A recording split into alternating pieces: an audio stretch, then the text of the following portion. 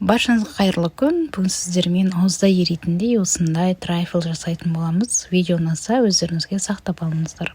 Ең алдымен жұмыртқа мен қантты жақсылап тұрып көпіртіп тұрып араластырып алғанбыз. Үстіне онымен разрыхитель какаоны қосып, тағы да осындай венчикпен араластырып аласыздар. Енді формаға осындай фольганы төсеп, үстіне біз 180 градусқа қызып тұрған пешімізге пісіріп алатын боламыз.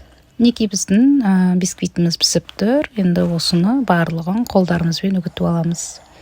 Мен осындай трайфлға арналған ыдысты қолдандым. Енді осы біздің үгітіп алған нанымыздың барлығын осылай салып шығатын боламыз.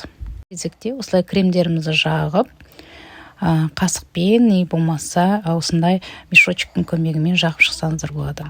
Ортасына начинкасына мен банан қолдандым. Осылай бананды барлығын турап салып шығасыздар. Одан кейін нанымызды тағы да осындай жұқа қылып нанымызды қойып шығамыз.